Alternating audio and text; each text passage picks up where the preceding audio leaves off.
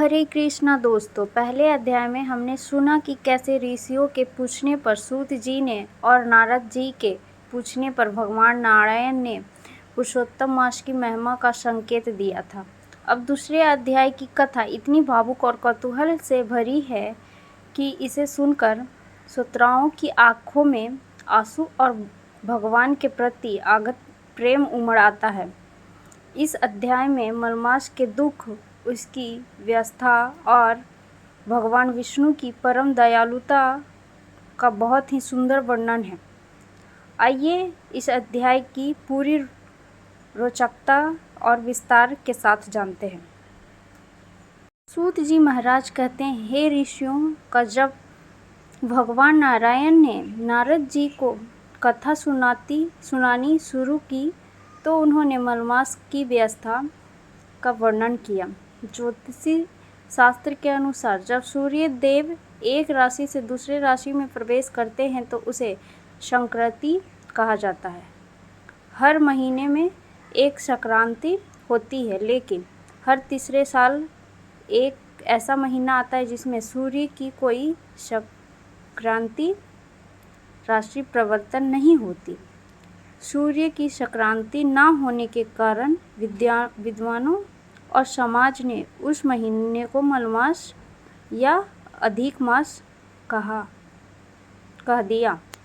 सूर्य देव के रथ की गति न होने के कारण इस महीने में सभी प्रकार के मांगलिक कार्य जैसे विवाह, मुंडन, जनेऊ, गृह प्रवेश और यज्ञ आदि पूरी तरह से वर्जित कर दिया गया। अब स्थिति यह हो गई है कि संसार का हर व्यक्ति, हर ऋषि और यहाँ तक कि अन्य महीने जैसे कार्तिक माघ, वैशाख भी मलमास की निंदा करने लगे। सबने उसे अछूत और अपवित्र मानकर छोड़ दिया। मलमास अत्यंत दुखी हो गया। वह सोचने लगा, विधाता ने मुझे ऐसा क्यों बनाया? मेरा कोई स्वामी नहीं, मेरा कोई रक्षक नहीं, सब मेरी निंदा करते हैं। ऐसा जीवन से तो मेरा मर जाना ही बेहतर है।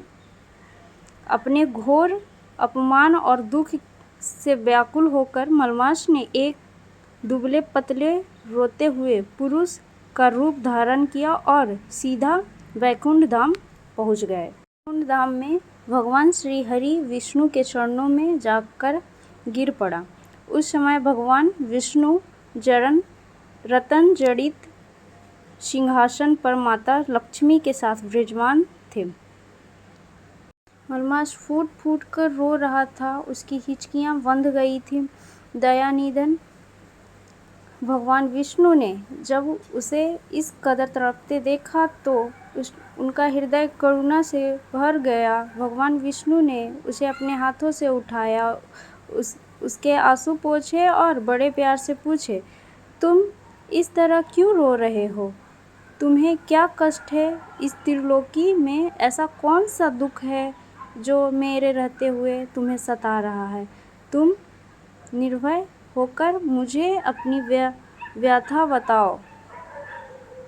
मलमास हाथ जोड़कर कांपते हुए स्वर में बोला, हे नाथ, हे अनाथों के नाथ, मैं अपनी व्यथा क्या सुनाऊं? संसार में जितनी भी क्षण, पल, घड़ी, दिन, रात और महीने हैं, उन सबके कोई न कोई स्वामी हैं।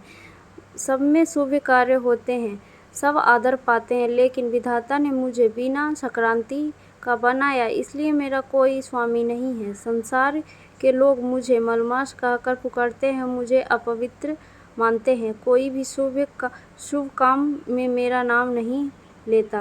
हे प्रभु, हे नाथ, और निंदित होकर जीने से तो अच्छा है कि मैं यही आपके सामने अपने प्राण त्याग दूं।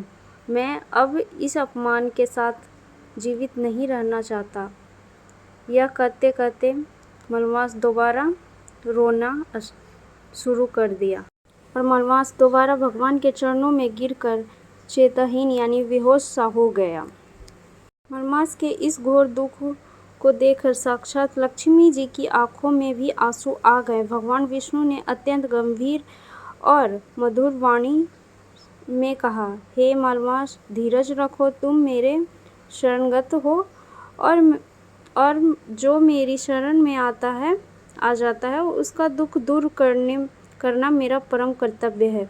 मैं तुम्हें इस अपमान के अंधकार से बाहर निकालूंगा। उठो, मैं तुम्हें एक ऐसी जगह ले चलता हूँ जहाँ जाने के बाद तुम्हारा यह दुख सदा के लिए समाप्त हो जाएगा। भगवान विष्णु ने मलमास का हाथ पकड़ा। वे उसे साक्षात आनंद और परम धाम गोलोक ले गए, जहाँ स्वयं भगवान श्री कृष्ण राधा जी के साथ दिव्य रासमंड में निवास करते हैं। भगवान विष्णु का विचार था कि इस अनाथ महीने को सीधे ब्रह्मांड के श्री कृष्ण को ही सौंप दिया जाए। सूत जी कहते हैं, इसके आगे गोलोक में क्या हुआ, कैसे भगवान श्री कृष्ण ने मलमास को अपनाया, यह अद्भुत प्रसंग मैं आपको तीसरे अध्याय में सुनाऊंगा। तो आज का वीडियो यहीं तक, और अब आगे सुनेंगे अगले अध्याय में, तीसरे अध्याय में और भी आने वाली वीडियो रोमांचक होंगी।